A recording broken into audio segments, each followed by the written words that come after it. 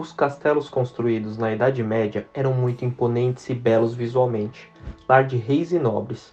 Mas afinal, como era a construção dos castelos deste período? Qual a ideia e história por trás dessas grandiosas construções? Veremos tudo isso no canal 4 Minutos para conhecer, mas antes peço que você se inscreva no canal e curta o vídeo para fortalecer o nosso trabalho.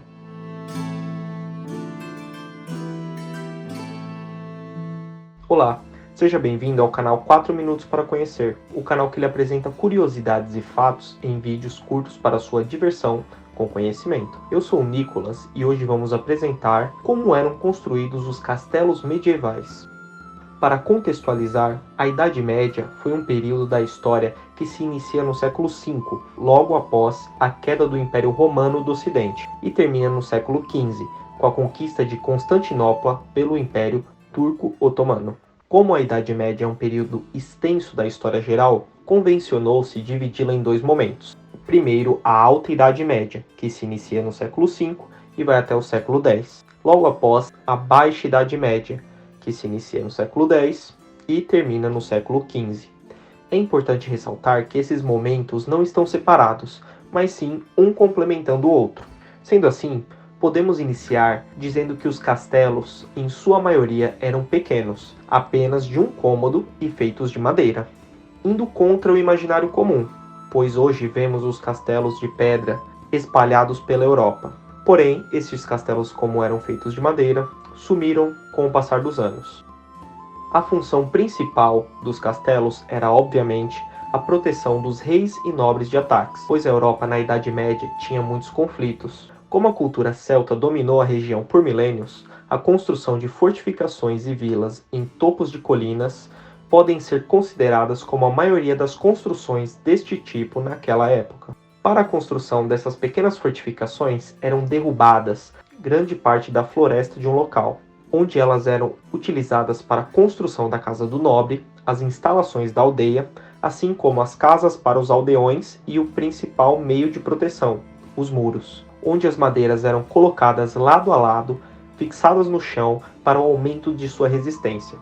Também eram amarradas e tinham os troncos afiados para dificultar invasões.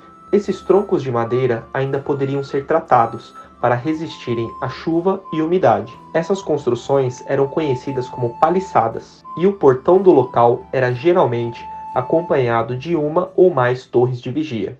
Os muros também poderiam ser utilizados para proteger apenas os locais mais importantes daquele vilarejo, como a casa do nobre ou o armazém de comida. Essas fortificações se chamavam Mont and Bailey, em referência ao monte em que a casa do nobre era construída, e Bailey, que era o pátio, onde ficavam as demais instalações. Essas foram as primeiras soluções encontradas pelos reis e nobres, já que naquele tempo não havia muita riqueza, porém havia muita pressa na construção das fortalezas.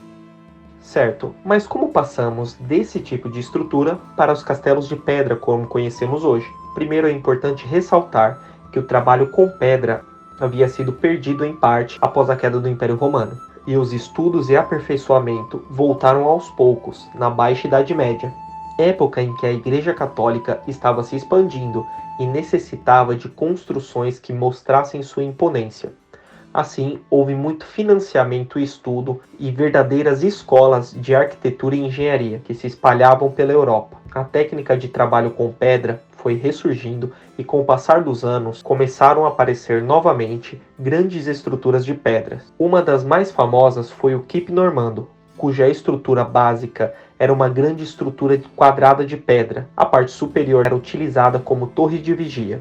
Nessa estrutura, geralmente também tinha o armazém de comida e a casa do nobre.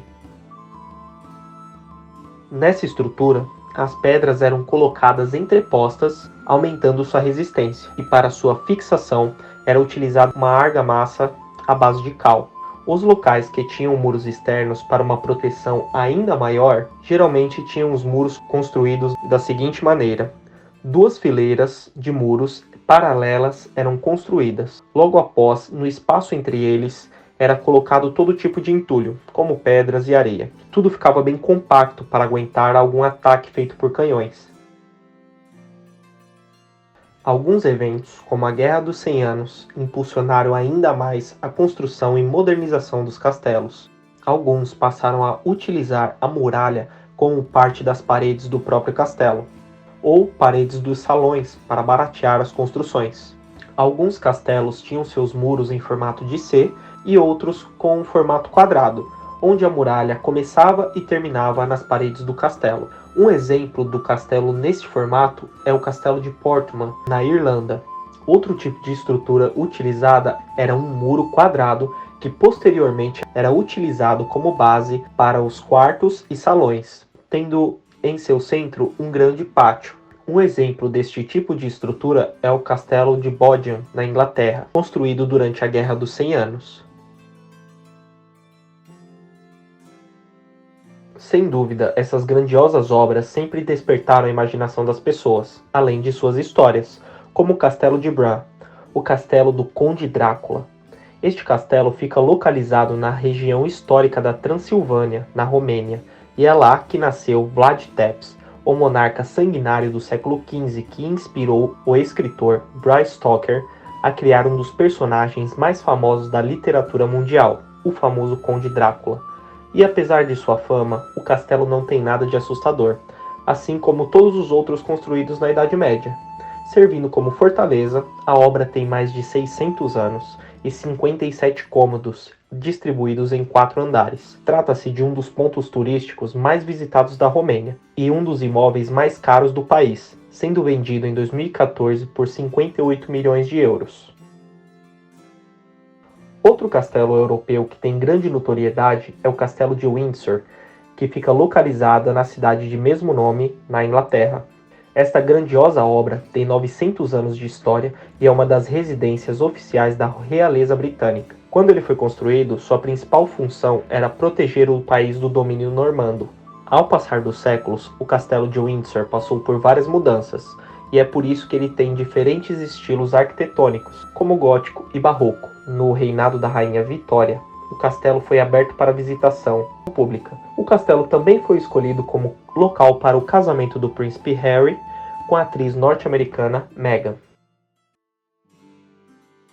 Sem dúvida, essas estruturas despertam a curiosidade das pessoas que as visitam e as veem, mesmo que seja por foto.